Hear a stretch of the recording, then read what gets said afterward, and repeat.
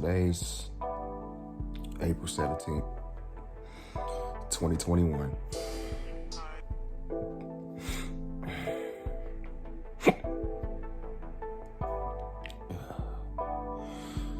I just decided to put together,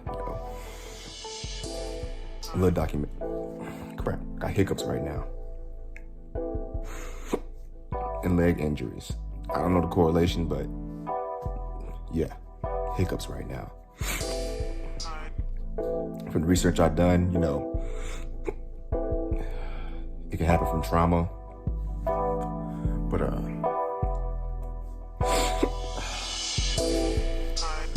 it's Friday. Well, it's Saturday morning. I feel terrible. Put my life on the line for a fucking Nissan Versa, dude. Somebody tried to carjack me for my white 2019 Nissan Versa. I'm trying to time this in between the hiccups because the hiccups are really kind of getting on my nerves.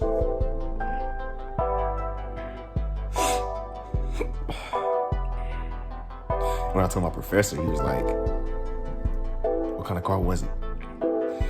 First thing I said was Nissan. He was like, "What, GTR?"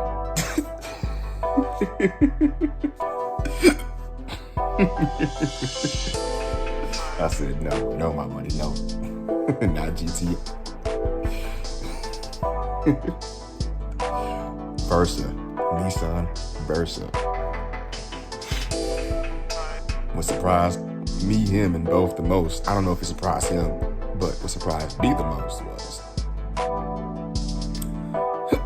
somebody was still trying to steal that. Things happen. I was in the hood. In the hood, they have less, it's been a while since I've been in the hood, so I just didn't know they were that hungry for a fucking vehicle to where they were still 127 horsepower Nissan Versa. Sounds stupid as it, but it happened.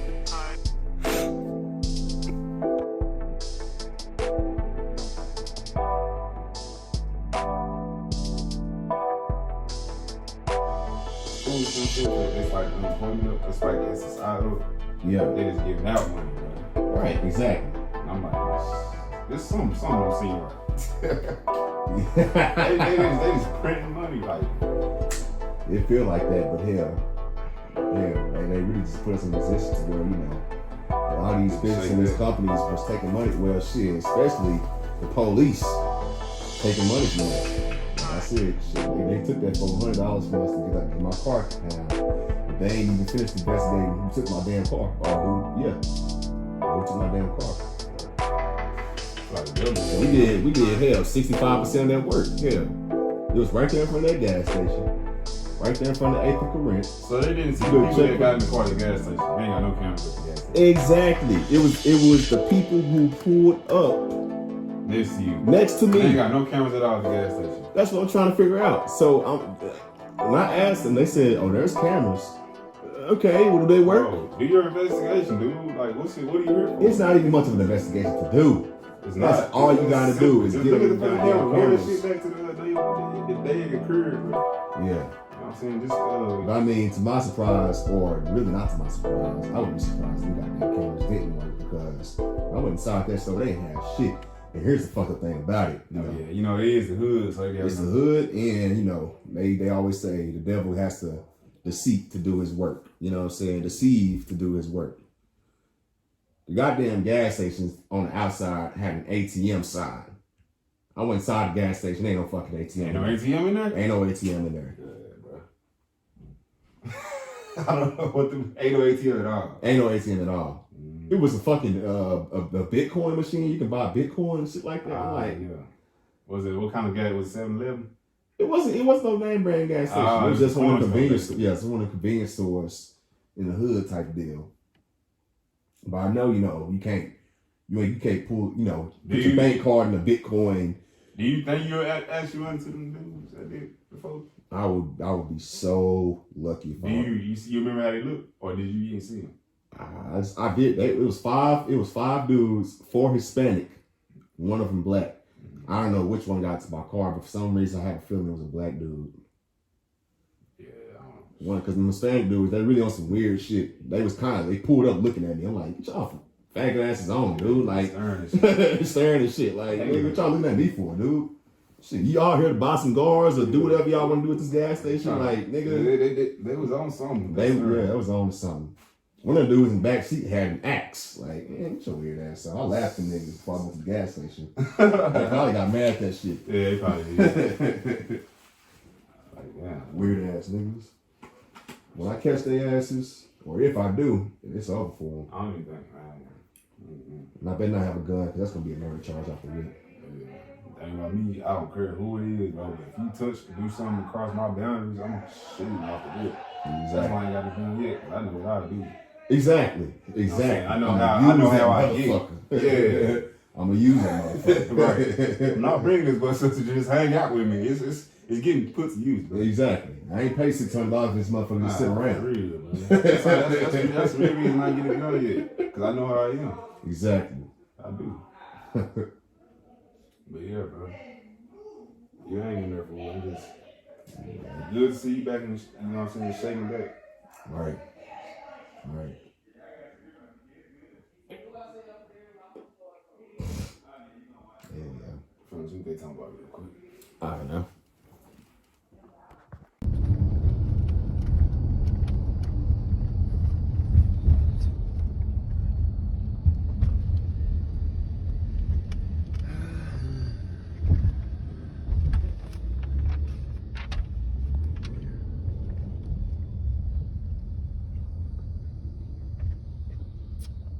Is there a pavilion too? Yes. Okay.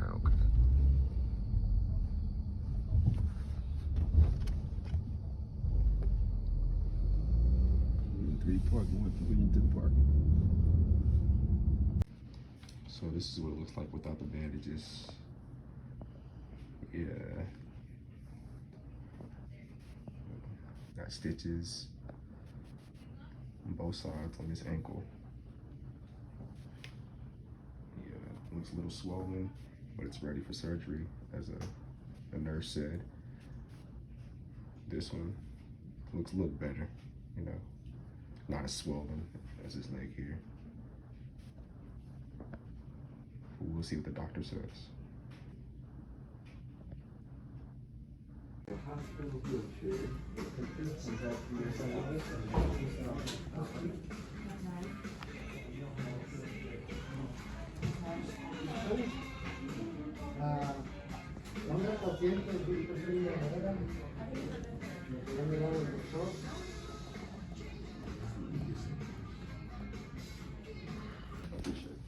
Yeah, I'm like, well, what are some of the keys to maintaining a healthy diet during this process? Well, can I ask you that question? Sure. Salads, stay away from French fries, fried chickens, fast food, stay away from all that stuff. Yeah.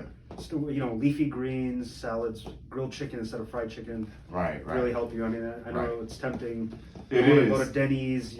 If you're going to go there, get like an egg white omelet with spinach and cheese, things like that. But very basic, staying away from those fatty, fried, greasy McDonald's. Most of their stuff isn't that great for you. Okay. Chick-fil-A, get their grilled sandwich if you're going to get one. But cook at home. Yeah. Stay away from the macronutrients. Whole grains, things of that nature. He's been complaining about feeding healthy food. It's not fun, but once you get used to it, it's and it's going to make a world of difference in your recovery. It's just what you put into your body really does help. Right. You had major injuries, several organ systems were injured. You want to make sure that you give your body the best chance of to recovery. heal. Yeah, right, for sure. Right. That's why I was asking, because I was asking, I have sugar in moderation, but my dad was like, we got into it last week because, I have these cravings sometimes and make me a little cranky. I want me a little snack cake here and there and stuff like that. But he's like, no, we don't want any like those are terrible. Those Hostess snack cakes, I don't know how people eat those. Yeah. They see people with jugs of this, I don't even know, fruit punch. That's not even. It's just sugar water with coloring. Yeah. You want to stay away from that stuff. That's, for multiple reasons, but mainly for your health, and you want to provide yourself the maximum amount of nutrients to maximize your recovery. Okay. And vitamin D and calcium, those are two important ones. So cottage cheeses, cottage cheese, low fat, obviously, things like that. Right. Milk, yogurt. Oh yeah. Yeah, those are all good for Yeah. you. You want to take that sort of thing. Yep. Okay.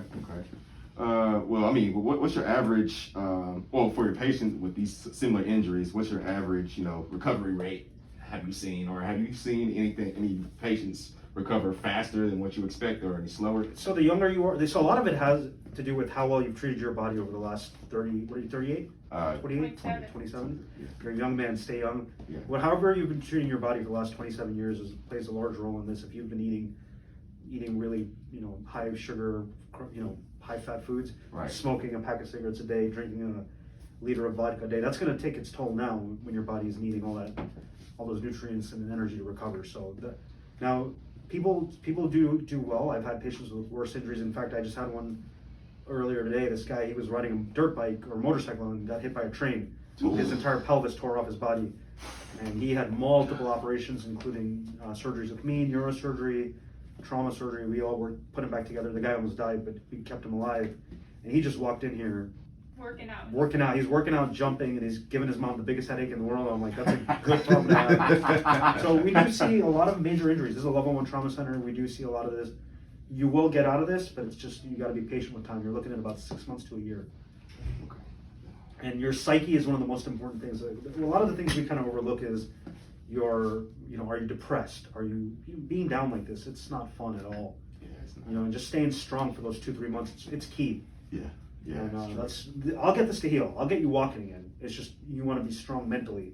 Right. And sometimes you lose sight of everything. You're in that day-to-day moment. Right. Especially when you're sitting at home, you're not doing anything. Right. And you're sitting there staring at this paint dry. And it can play a large role. So that's what we recommend. Just kind of, what I recommend a lot of times is putting a calendar in your house.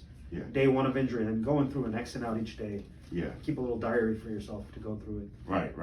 Bring that happy hormone back, like this, cross through each day. Yeah. What's the average cost of surgeries for this particular injury? So this frame apparatus alone is about $6,000. Okay. Just this entire construct. This is a multi-planar external fixer. These are carbon fiber rods, but you're looking at about a $6,000 construct. To be in the OR is very expensive as well. You got a lot of personnel, and it's like $100 a minute. Is what I've read is kind of the average. A lot of equipment goes in. Screws. He's got some screws. Each one of those little plate is $1,500. Yeah. These medical implants are very expensive than the time mobilizing resources, but I would guess this surgery, both of these were probably north of $50,000.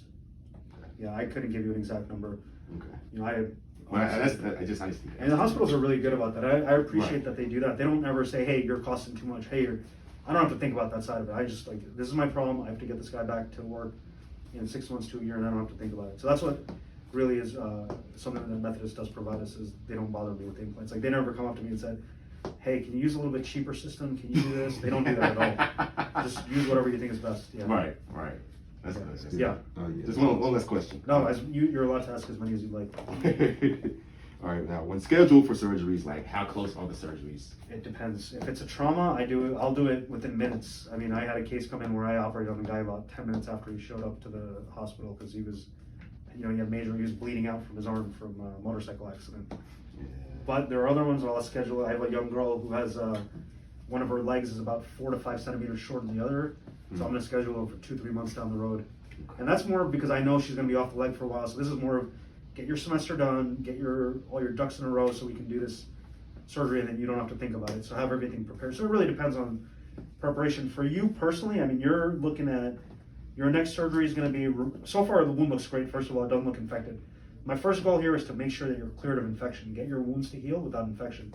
And you're on the right track. Right. The next step is going to be to take this bar and frame setup off, put you in a cast. Right. Okay? Right. Then after that, after the cast, we're going to let you start walking on it in a couple of months, see where you are, okay? Okay. Now, my plan for you is to let your body kind of stress itself to see where your problem is. Your foot is multiple fragments. You lost a lot of your talus bone. Right. All right, you're going to need fusions in the future. So what we're going to do is kind of stress it for a couple of days, see where you're at. Right. See what's bothering you. We'll treat you symptom by symptom or problem by problem. Okay. And go from there. And then instead of trying to, one of the biggest things you'll learn in surgeries is when you try to fix everything in one shot. Yeah. One, things go wrong. You're looking at a much longer operation. Two, it could lead to unnecessary procedures. Yeah. And three, you don't know where the problem is. If you do multiple things at once, you can't hone it down on this one portion of the surgery. Whereas if you do smaller staged operations, you can pinpoint like, hey, this didn't go as well as I'd like, and you have to revise it, things like that. Right. Or you may not need any more surgery. You don't know. Right. So I want to give us the ability to like kind of stage it out Right. and treat you as you go. We want to get you back to close to where you were. 90 to 95% is the goal. Right. Right. Well, there's a lot of variables that go into this, so. Yeah, and it's one of those things. We'll change on the fly. I'll change, our path in a moment's notice. And traumas like that, you just have to be very flexible. You can't have this rigid. Just like when you're driving to work every day, if there's a traffic jam or an accident and they shut down the highway, do you stay on that highway for 2 hours waiting, or do you just get off the next exit? We were just talking that. That's just how life is, and it applies to surgery as well. Right. Yeah.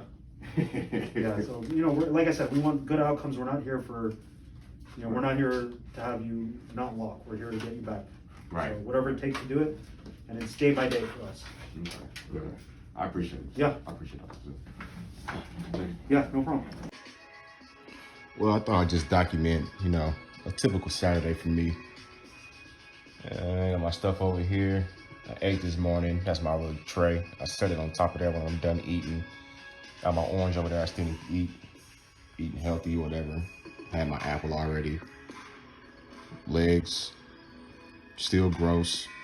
Still looking like two machines. Still uncomfortable. This is 3 weeks now after the injury.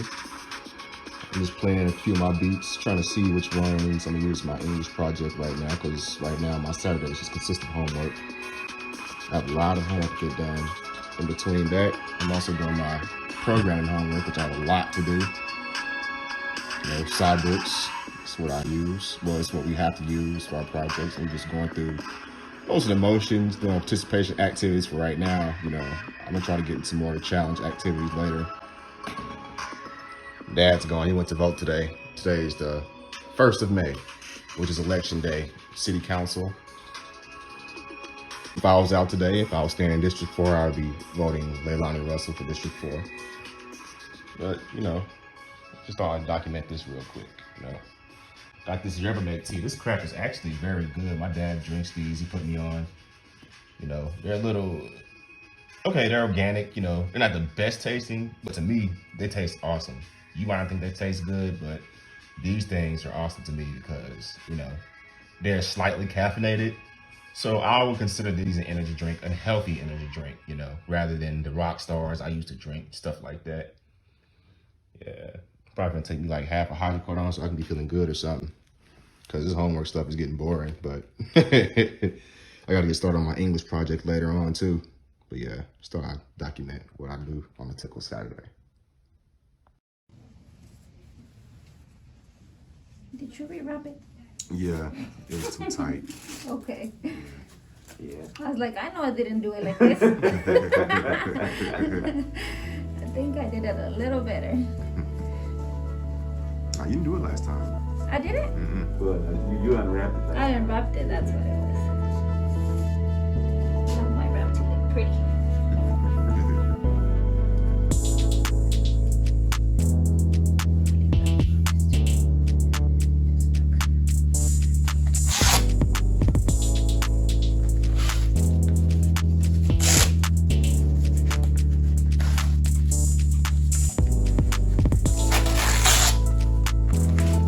It was too tight.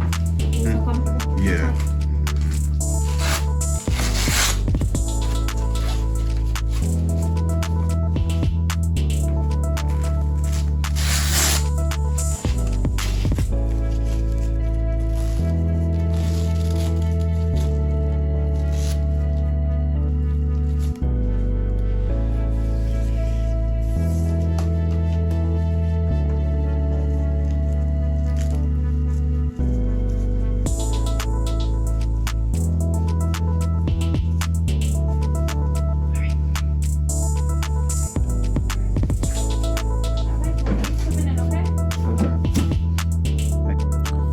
doctor received some good news today.